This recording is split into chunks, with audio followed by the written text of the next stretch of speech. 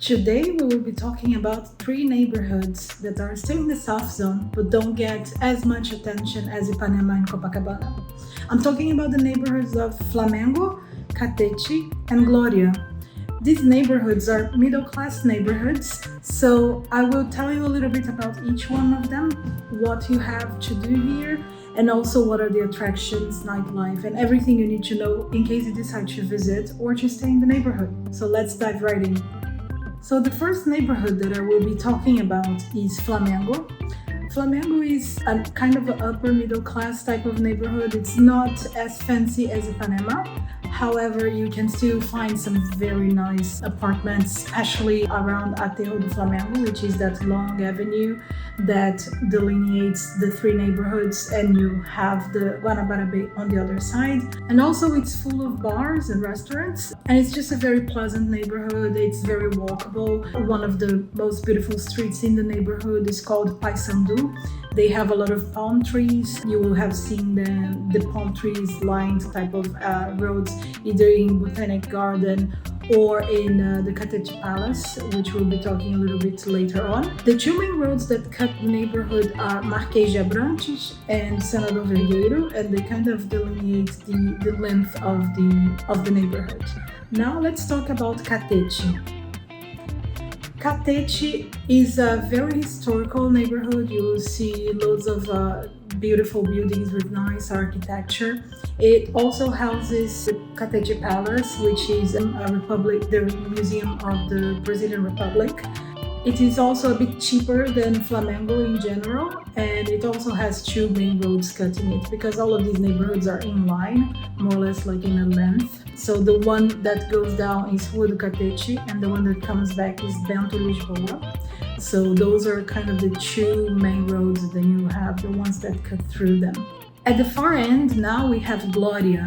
Gloria is the neighborhood that is almost in the center of Rio. It's still considered South Zone, but it's almost in the center of Rio. This neighborhood, because it is close to the city center, it's slightly more deserted and a little bit cheaper as well. So as you get closer to the city center from Rio, the neighborhoods get a bit cheaper.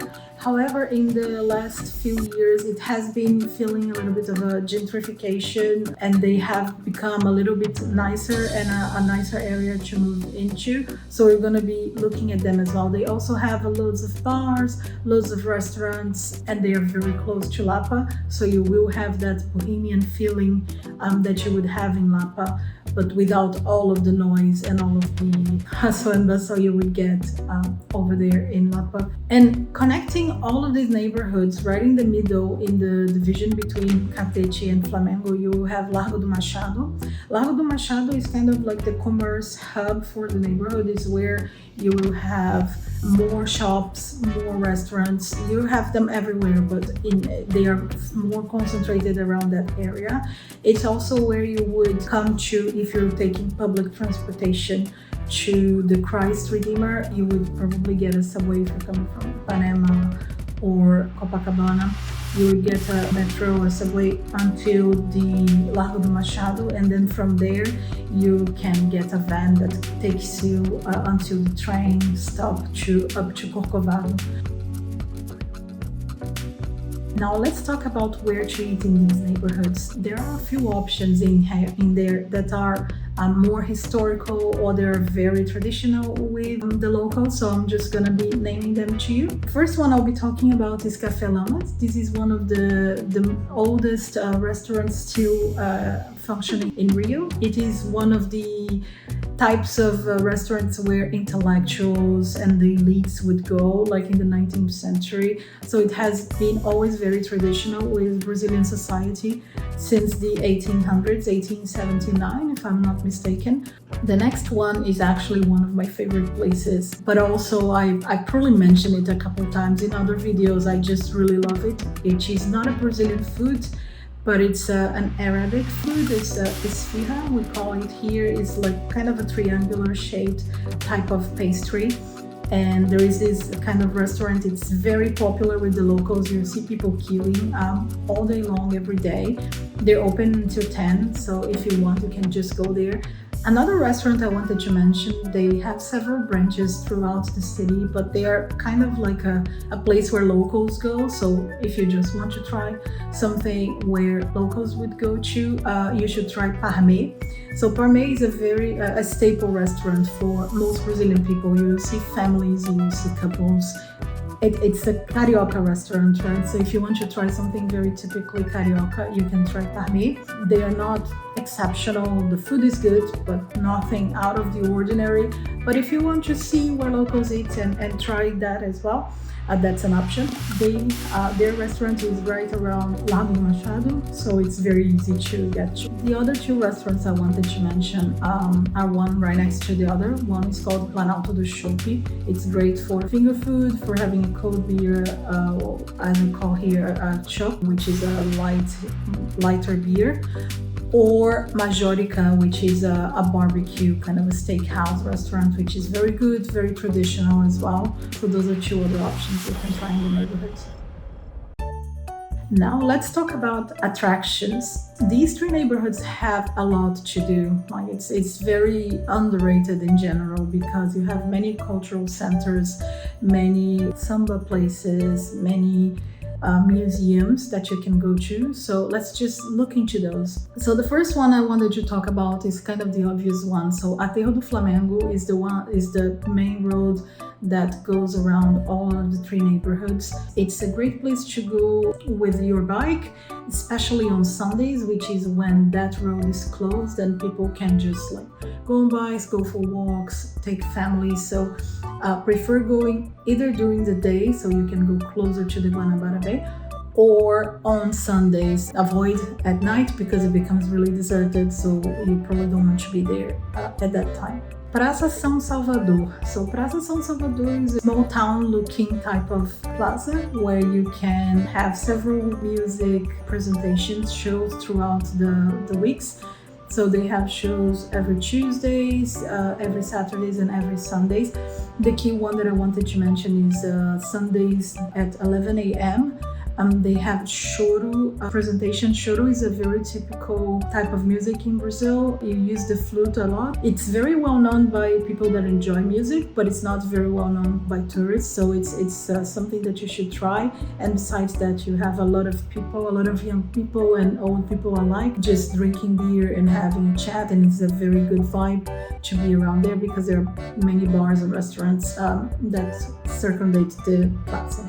Oi Futuro Flamengo. So that is a cultural center that kind of joins the modern and the antique. It is based in an old colonial house, but it's a museum about technology and communication and how those things impact the society. You can go to the theater, they have a bookstore, they have a cafeteria. So if you're working around here, maybe you are a nomad, that might be a very good place for you to just go and work a little bit as well. They are open from Tuesday to Sundays from 11 a.m. to 8 p.m. and the entrance is free. Castelinho do Flamengo. This is one of the most unique and interesting architectures in the neighborhood.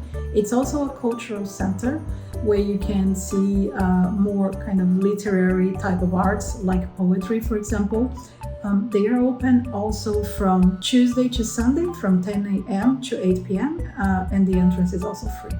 The next one I want to talk to you about is what I believe is the most underrated attraction, I think perhaps even in Rio. It's called the Museum of Republic, Museu da República, also known as Palácio do Catete, the Catete Palace. This used to be the headquarters of the Brazilian government during the beginning of our republic phase, and it houses a garden as well as a museum on the actual building. And one of the things that I think it's just so amazing is because that building was built by a wealth person and it's so beautiful inside.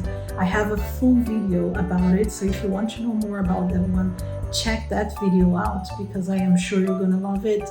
It's very easy to get there. It's right in front of the subway station. The garden is free to access pretty much every day of the week, and for the museum you just need to pay R$6 currently. And they are open from Tuesday to Sunday from 11 a.m. to 5 p.m. So you have a little bit of a shorter window to visit. Right near the Museum of the Republic, you will have the Folklore Museum, Museu do Folclore Edson Carneiro, and they have over 17,000 pieces of folklore and handicraft items from all over Brazil. So it's a beautiful place to go. It's small, so it's very easy to combine with the Catete Palace if you want to. So you might want to just go and check that one out. The working hours vary quite a lot depending on the day of the week. So just make sure you check if they're open, and the entrance is also free. We are now getting closer to the Gloria side, which is the far end of those two neighborhoods. And Gloria has one of the churches that I think are very nice in Rio for you to visit. It's also not very well known, even by locals, but it's on top of a little hill. It's called Outeiro da Gloria. And it's a church that has Portuguese tiles from colonial times. It's a very small but beautiful church, and you have a beautiful view from the top of the hill. You can get there by using the little funicular that they have, and you can just watch the sunset from there. The church is open from 9 a.m. to 4 p.m. most days. On Sundays they close at 12, and the entrance is also free. Lastly, I will tell you about the farmers market in Gloria. It's a market that gained a lot of recognition in the late years, so it became the biggest street market in Rio, and once a month you also have some samba shows that you can attend to. But if not, you can just go there, enjoy fresh produce, fruits, eat something in the food stalls, or just buy some handcraft items. The fair works every Sunday from 7 a.m. to 3 p.m. and it's also free to go. Now let's talk about transportation. All of these neighborhoods, they have their main metro stations. So you have Flamengo, Largo do Machado, Catete, and Gloria. So you're very well served with them. We typically don't recommend that you use buses in Rio. They're not as safe, but the metro is really safe. Accommodation. So because it's not a very touristic area, you won't have a lot of options for accommodations. You will have very low budget type of hotels, or you have some hostels as well. But you do have quite a few Airbnbs that will be much cheaper than what you would find in Ipanema or Leblon or Copacabana. In fact, I did a full video about what you can expect from vacation rental in Brazil or in Rio, and I filmed one that is in the neighborhood, and you can just go and check that one out if you just want to have a feeling about what it looks like. Safety in the neighborhood. If you come here, you will notice that this is a much more local, less touristic neighborhood, so you will have police, but way less police than you would have in Ipanema and Copacabana. They will be here mostly during the day, and at night you won't have as much police, so just be one extra step cautious as you would in Ipanema. It's still pretty safe compared to other areas in Rio. Just be extra careful with your jewelry, with your phones, with stuff like that. But if you use the metros and if you know where you're going, don't go to deserted streets, you should be fine. Nightlife. So there are no big nightclubs or anything like that, but there are loads of bars and restaurants that stay open until very late at night. Some of the main ones are Planalto do Shopping, which I mentioned as a restaurant, but they are also very popular to go at night for beer or for drinking with friends. You will see people just sitting on the local bars, just like with friends, couples, having a beer. It's a completely different vibe. It's much cheaper than many places, and you will notice that. So this would be how I would enjoy these neighborhoods. I think it's really underrated. There's a lot to do here. I have been doing a lot of videos about neighborhoods in Rio and what you can expect in each of them. So if you're interested in that, I have this full playlist here that you can just check other neighborhoods like Copacabana, Ipanema, and I will keep on bringing on more as I film them. I hope to see you there. Bye!